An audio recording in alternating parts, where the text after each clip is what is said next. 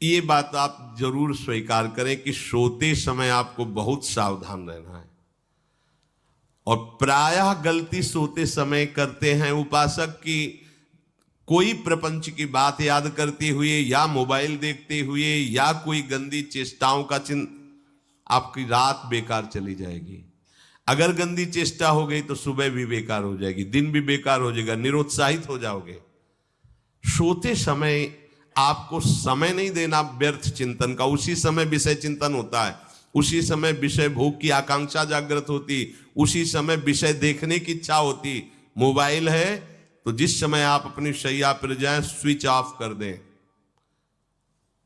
उसमें मैसेज घंटी आने का कोई भी रास्ता मत रखें। मान लीजिए आप उपासक हैं भगवत प्राप्ति के, 30-35 वर्ष ये नहीं था तो सब मर नहीं गए थे। और बोले इमरजेंसी, जब इसकी 30-35 वर्ष से पहले इसकी कोई रचना नहीं थी, मुझे लगता है, क्योंकि 30-35 वर्ष जब आप नींद में जा रहे हैं तो बिल्कुल मानो मृत्यु शैया पे जा रहे हैं। आपको उस समय नाम जप में बहुत ध्यान देना है, कहीं मन बहक ना जाए। तो क्या होगा, 5-6 घंटे जो आप लेटोगे ना, वो भी भजन हो जाएगा। हमारा जो सततम योमाम स्मरति नित्यशा है ना, ये पूरा हो जाएगा। नहीं उस समय हम सो जाएंगे तो हमारा 6 घंटे का वियोग हो गया, 6 घंटे भजन रुक जाएगा।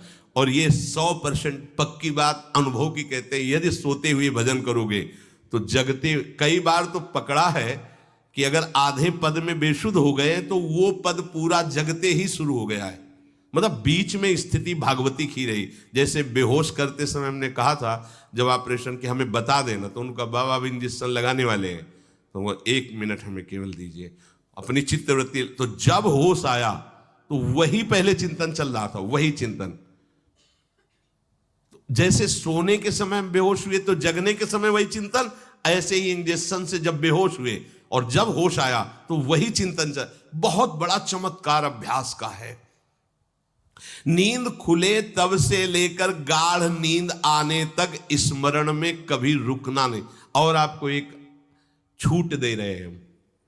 कभी कभी क्या होता है कि एक मंत्र में, एक नाम में जैसे बहुत देर अभ्यास करते तो मन उबने लगता है, इसका स्वभाव है। ये अनुभव की बातें कहते हैं, इसका स्वभाव है नवम नवम। नहीं तो ये मतलब, तो इसको हम लोगों ने कैसे फंसाया है। जैसे गुरु मंत्र जप रहे, अब 2-3 घंटे लगातार गुरु मंत्र जप, अब इसको उबन बढ़ी, चिंतन, पदगान करे, ये भगवान शिव पदगान कर रहे हैं और उसका चिंतन, निर्वाण रूपम विभुम व्यापकम ब्रह्म वेद स्वरूपम। अब अपने यहां अवसर है, सुंदर सुंदर कोई पद गुरु मंत्र जप करते हुए मन जब उबने लगे, राधा वल्लभ श्री हरिवंश, राधा वल्लभ श्री हरिवंश, राधा वल्लभ श्री हरिवंश, इसमें भी उबने लगे, शुरू कर जोई जोई प्यारो करे सोई मोही भावे, भावे मोही जोई, इसमें भी उबले लगे। सुधा निधि का कोई एक लाइन ले लो, ब्रह्मेश्वरादि सुदुरूह पदारविंद श्रीमत् पराग परमाद्भुत वैभव, ब्रह्मेश्वरादि सुदुरूह छोड़ना नहीं है, तू भाग में नवम नवम दे रहा हूं, नवम नवम। इसको फंसाने के लिए आपके पास अस्त्र हो, जैसे यहां चाकू, यहां पिस्तौल, तलवार, ये वो सब बिल्कुल वीर सजा रहता है, ऐसे ही अपने लोग सजे रहते। छोटा राधा, अब एकदम पल्लव श्री हरिवंश, थोड़ा और दूरी गुरु मंत्र, बड़े बड़े अस्त्र अपने पास रख ले, बहुत भाग रहा है तो फंसा दिया। प्रथम यथावति प्रणव श्री, अब लग पूरा पदगा, पूरा पदगा उसमें लग, प्रथम यथामति प्रणव।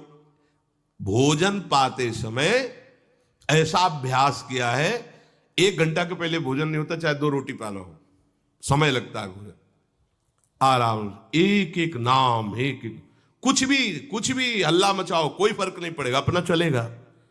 अभ्यास स्नान के समय, भोजन के समय, किसी क्रिया के करते समय, किसी से बात करते समय, सोते समय, ये विशेष स्थान जहां में सावधान रहना है। यहां भजन छूटता है, ध्यान देना, यही भजन छूटता है। चलते समय, क्रियावान होते समय, प्रसाद पाते समय या किसी से बतराते समय, ये सब भजन के छूटने के स्थान है और यही पकड़ना है भजन को।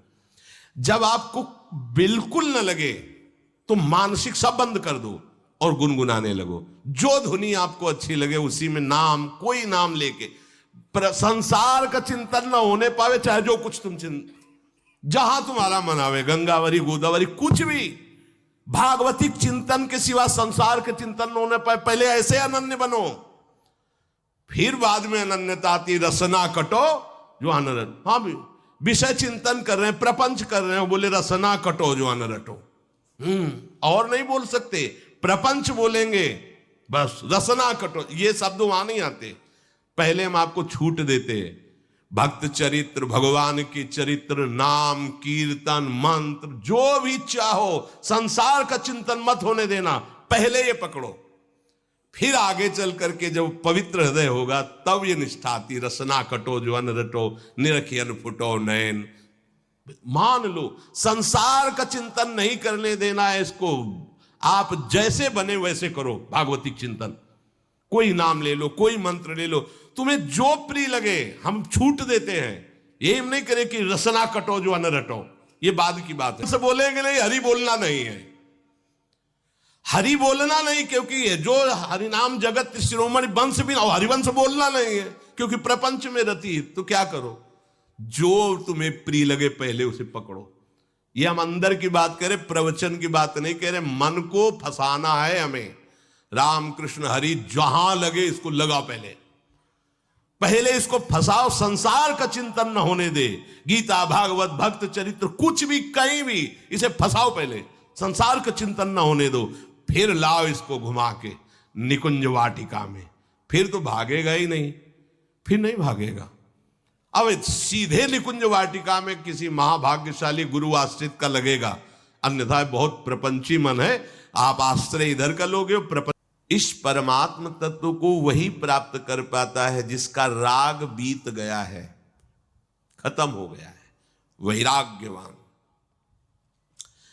ज्यादा परिश्रम नहीं है वैराग्य में, विवेक नहीं होने के कारण हम वैराग्य नहीं धारण कर पाते। हम बाहरी बातों को वैराग्य ले लेते हैं, ऐसा कपड़ा बदल लेना या कपड़ा ना पहनना या लौकी का कमंडल, मिट्टी का पात्र, तो हम अपने को वैरागी।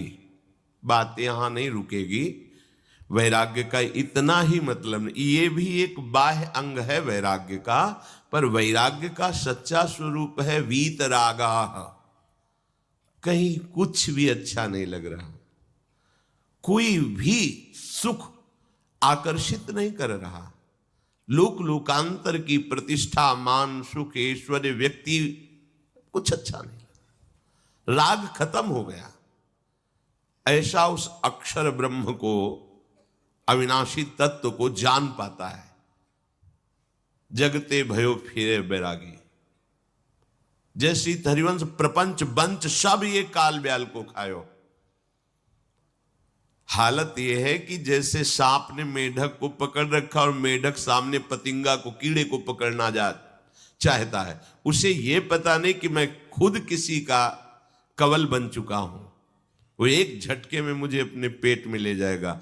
ऐसे ही हम सब हैं, काल के द्वारा ग्रसित है, काल ने हमें पकड़ रखा है, पर हम भोग भोगना चाहते हैं, हम नाना प्रकार की मान प्रतिष्ठा पाना चाहिए। ये पता नहीं एक झटके में हमारा अस्तित्व ही खत्म हो जाएगा।